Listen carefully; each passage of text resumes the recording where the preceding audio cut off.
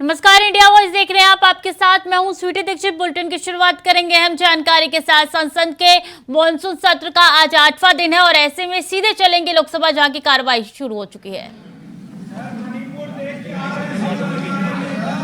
माननीय सदस्यगण, मुझे आपको सूचित करना है कि आज सदन में विशिष्ट दीर्घा में मलावी गणराज्य के संसदीय शिष्टमंडल के सदस्य विराजमान हैं।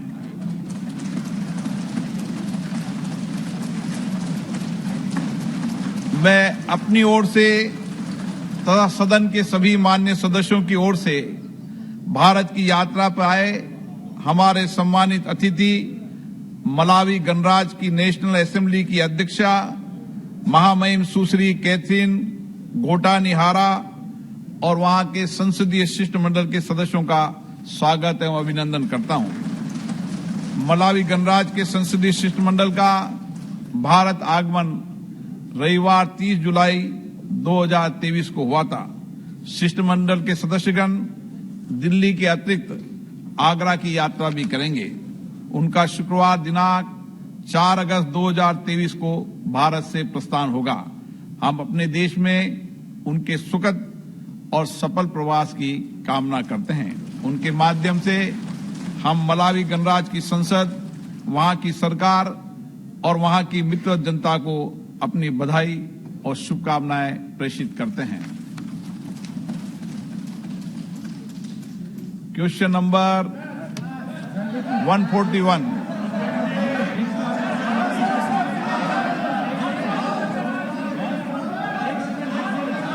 सुनील कुमार मंडल,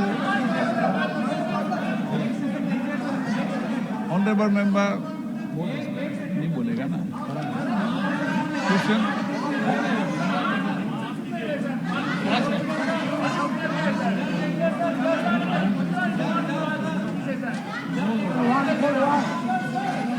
माननीय मंत्री जी, एक विवरण किया गया है। माननीय मंत्री Nishikant Dubey, question number 142।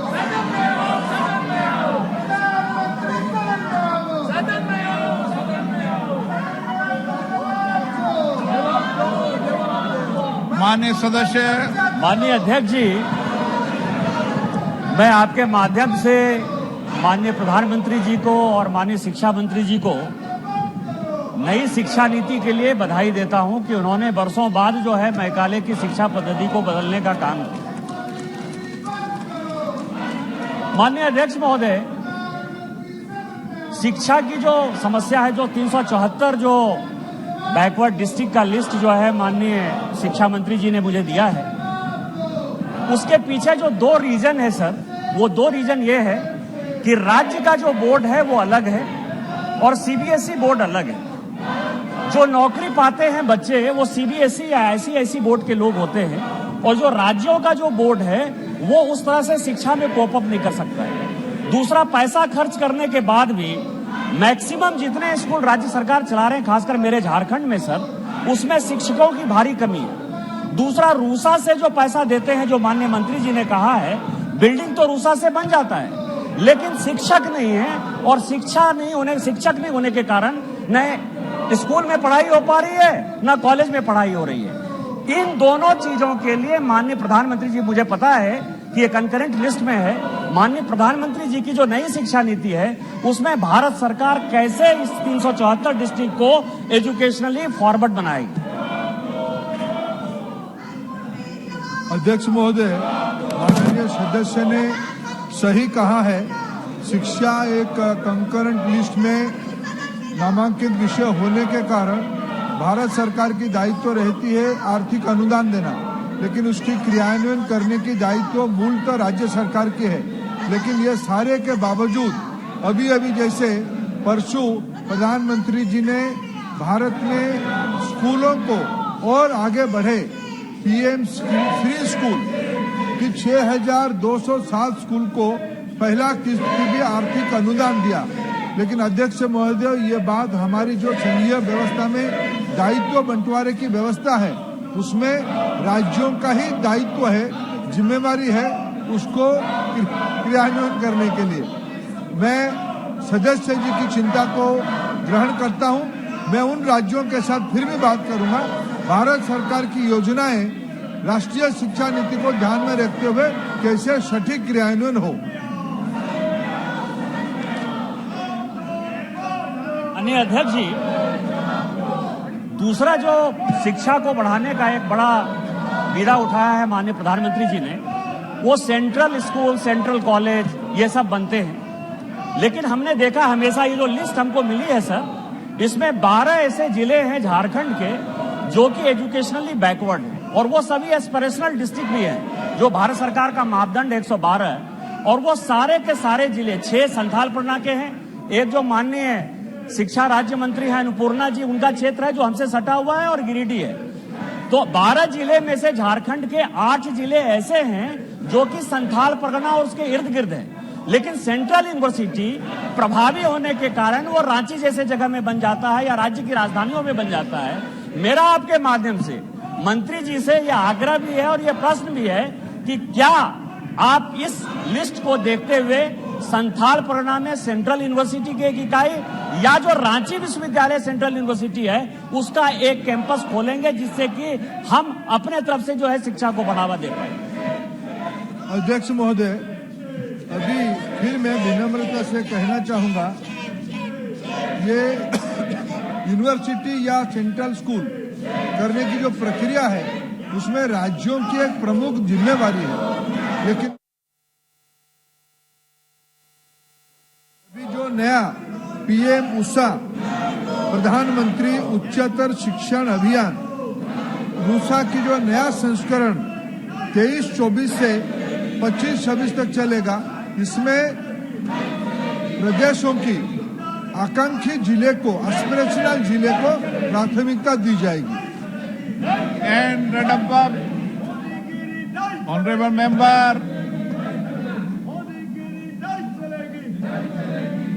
What are the steps that the government has undertaken to ensure the equitable institutions of education like Eklavya schools across all the districts of Andhra Pradesh, especially in Chittoor district, sir? सच्चाई नहीं दे रहे। मुझे लगता है विपक्ष के लोगों ने इंट्रोस्पेक्ट करना चाहिए। विपक्ष के लोगों ने एक बार पुनः विचार करके तय करना चाहिए। इस सदन में मणिपुर की चर्चा हम चाहते हैं, हम आज की आज चाहते हैं, आज की आज चर्चा शुरू की जाए 176 रूल में, और आज की आज दूध का दूध पानी का पानी हो जाए। मुझे लगता है ये विपक्ष की रणनीति, रोज आपको तकलीफ देना, कोई नाम पढ़ने की जरूरत नहीं है। पूरा सदन इस बात से सहमत है, कार्रवाई शुरू की जाए और आज दोपहर को ही 2 बजे मणिपुर के ऊपर चर्चा शुरू की जाए। माननीय सदस्यगण, फिलहाल एक ही मुद्दा है, क्या मैं सब माननीय सदस्यगण का नाम पढ़ूं या मैं विषय पढ़ूं?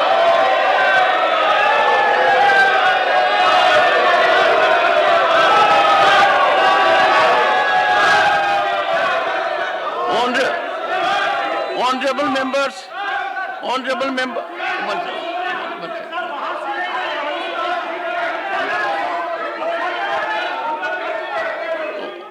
लेकिन हमारी अर्थव्यवस्था का प्रदर्शन बेहतर हो, बेहतर दिखे, इसके लिए सरकार क्या प्रयास कर रही है?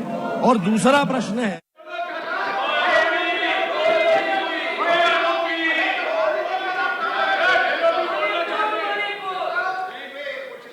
one second, please,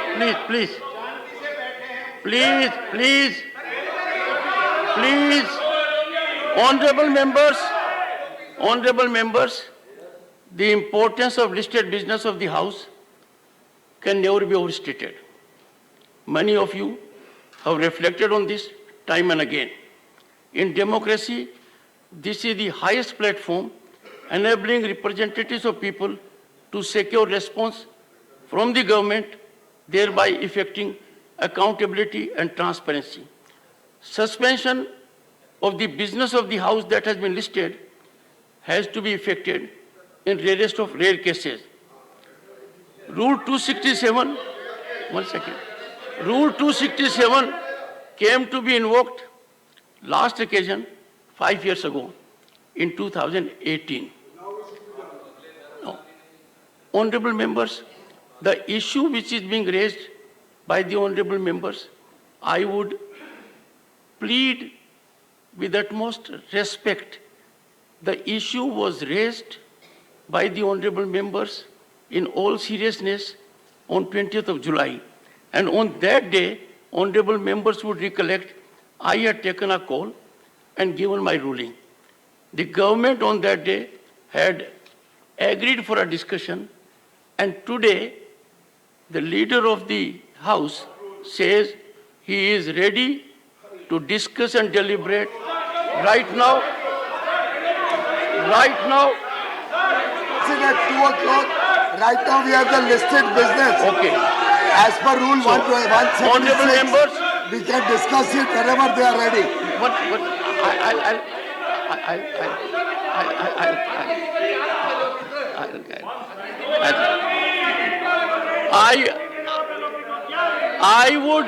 I would request the honorable.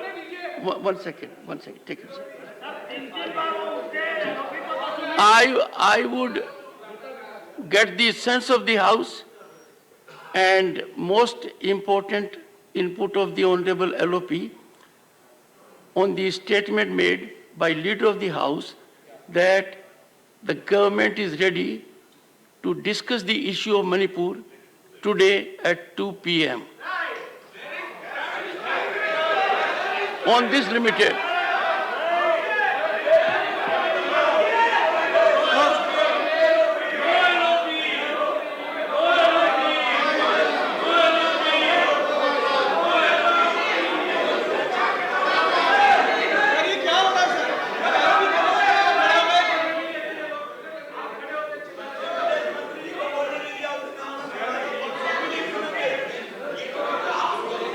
Leader of the House.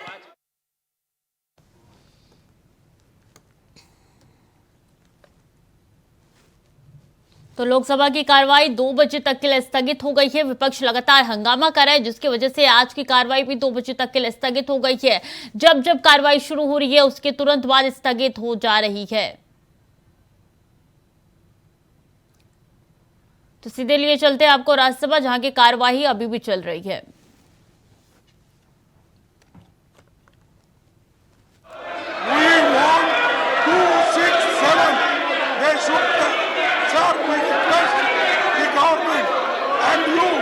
Honorable members, nothing will go on record. Honorable members, when on this issue, the government is agreeable for a discussion at 2 p.m. I want.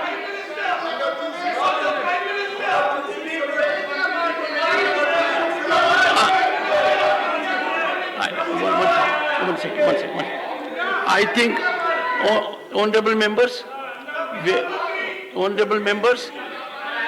when, one second, Mr. Gupta, you can't be agent of another member. I find in last few days, your activity has become hyper. Good. I want people to be really involved. But please, don't try to help those who can help themselves and who have to help you. So not required. We should never advise people. We believe in whose advice. So that is not to be done. One second. Honorable members, I had, when I gave my ruling, indicated taking note of the rule regime. One, the notice has been accepted by me. Then I said I would come after consultation with the Leader of the House, as is the mandate of the rule, as to date and time. So this is a way forward. Further to my ruling, the Leader of the House has indicated that the government is prepared to our discussion on Manipur issues at 2 p.m. today. Now, one second. Now, one second. And that is the requirement of the legal regime. First notice, consideration by me, I accepted it, I have to consult leader of the Council of States only for date and time. He has volunteered today at 2 p.m. Now, secondly, as the leader of the opposition has reflected, the issue is being raised every day. Think within an issue on which the chair has given a ruling. We come out with it every day.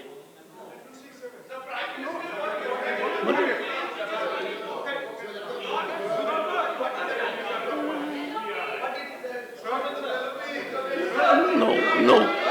Are you agreeable for discussion at 2 p.m.? We have demanded discussion under Rule 267, and many of our people have visited. I want the House. Personally, our people To have focus. visited Manipur. Manipur is burning. We are requesting Prime Minister to give a statement. Are you agreeable for discussion at 2 p.m.? Nothing will go on record. Nothing will go on record. The House will meet again at 12 noon today.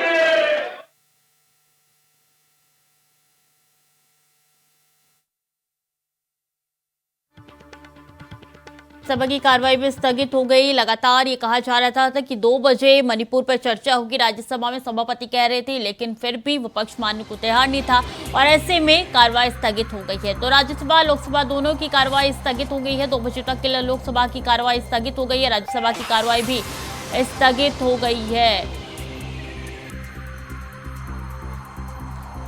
तो 12 बजे तक के लिए राज्यसभा की कार्यवाही स्थगित हो गई है। वहीं लोकसभा की बात की जाए तो 2 बजे तक के लिए लोकसभा की कार्यवाही भी स्थगित हो गई है और ऐसे में दोनों सदनों की कार्यवाही स्थगित हो चुकी है। बता दें कि लगातार विपक्ष हंगामा कर रहा है, मणिपुर का मुद्दा लगातार उठाया जा रहा है। सत्ता पक्ष की तरफ से अब रोष देखने को मिल रहा है। अनुराग ठाकुर भी काफी ज्यादा रोष में नजर आ रही है, क्योंकि मणिपुर पर चर्चा करने के लिए विपक्ष के साथ सत्ता पक्ष तैयार है, लेकिन उसके बाद भी विपक्ष नहीं मानने को तैयार है और जिसके बाद ये कार्रवाई एक के बाद एक स्थगित होती चली आ रही है। आज 8वें दिन भी यही तस्वीर निकल के सामने आई। जैसी कार्रवाई शुरू हुई 10 मिनट भी मुश्किल से नहीं बीते होंगे और कार्रवाई स्थगित हो गई है। और इसी में लोकसभा की कार्रवाई की बात की जाए तो 2 बजे तक के लिए स्थगित हो गई है, तो राज्यसभा की कार्रवाई 12 बजे तक के लिए स्थगित कर दी गई है। 12 बजे अब राज्यसभा की कार्रवाई एक बार फिर से शुरू होगी। लोकसभा की कार्रवाई की बात की जाए तो 2 बजे एक बार फिर से स्टार्ट की जाएगी। राज्यसभा की कार्रवाई 12 बजे और लोकसभा की कार्रवाई 2 बजे तक के लिए स्थगित हो चुकी है। तो अहम जानकारी आप तक पहुंचाने जाए, एक बार फिर से सदन की कार्रवाई बाधित हो गई है।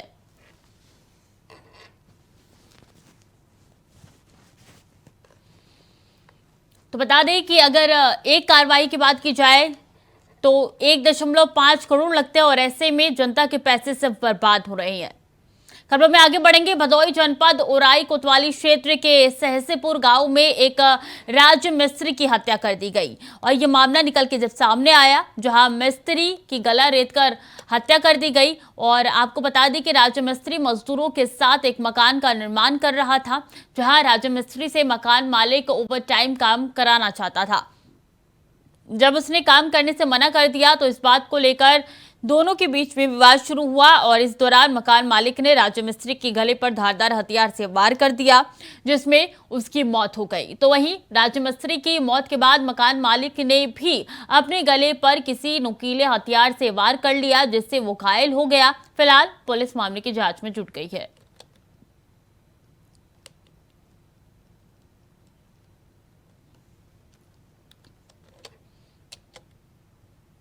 और बता दें कि रायबरेली में स्थानीय क्षेत्र विकास योजना से मिले बजट का खर्च करने में हो रही देरी पर सांसद सोनिया गांधी नाराज है। स्वीकृति के करीब 8 महीने बाद भी 2 करोड़ के कार्य आरंभ ही नहीं करा पाए हैं। वहीं शुरू कराए गए कार्यों की प्रगति भी धीमी है। करीब 22 सड़कों का काम न होने से जनता को दिक्कतों का सामना करना पड़ रहा है। सांसद ने डीएम और सीडीओ को पत्र भेजकर इसके लिए कार्यदायी विभागों को उत्तरदायी बताते हुए कार्यों को शुरू कराकर प्रगति रिपोर्ट मांगी है। बता दें कि जिले में विकास कार्य कराने के लिए सांसद सोनिया गांधी को हर साल बजट मिलता है। पिछले वित्तीय वर्ष में सांसद ने निधि से 22 सड़कों का निर्माण कराने के लिए स्वीकृति दी थी। सड़कों को बनवाने की जिम्मेदारी ग्रामीण अभियंत्रण विकास विभाग को दी गई है।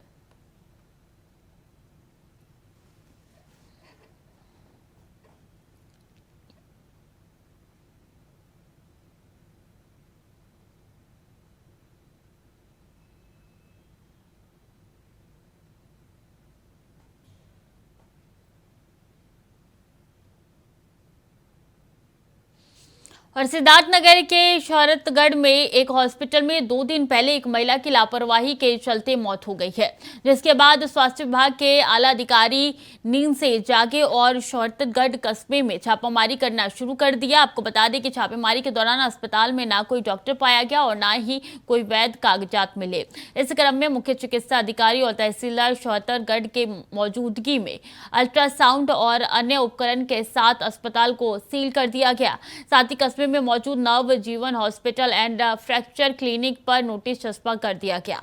तो वहीं मुख्य चिकित्सा अधिकारी ने कहा है कि लगातार प्राइवेट अस्पताल लापरवाही कर रहे हैं, इसलिए छापेमारी जारी रहेगी और अवैध अस्पतालों पर कार्रवाई होगी। निजी अस्पताल में महिला की मौत डॉक्टरों की लापरवाही के चलते हुई है।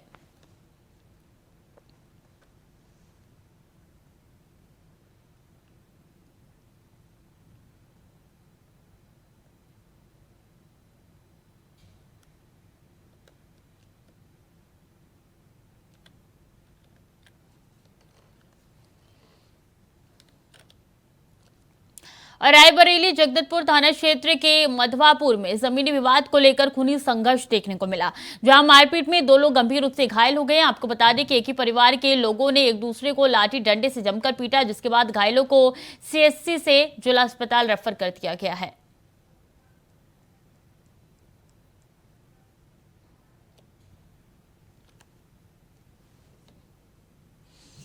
तो घायलों को अस्पताल में रेफर कर दिया गया है। जिला अस्पताल में सीएचसी भर्ती करवाया गया था। तो 2 घरों की ये बात है जिसके बीच में लाठी डंडे चले हैं और गंभीर रूप से कई लोग घायल हुए, जिनको अस्पताल में भर्ती कराया गया है। एक ही परिवार के लोग बताए जा रहे हैं जिनका आपस में विवाद हो गया, तो विवाद इतना बढ़ गया कि लाठी डंडे चलाने पड़े। तो फिलहाल के लिए बुलेटिन में इतना ही। खबरें लगातार जारी है, देखते रहिए इंडिया वॉइस।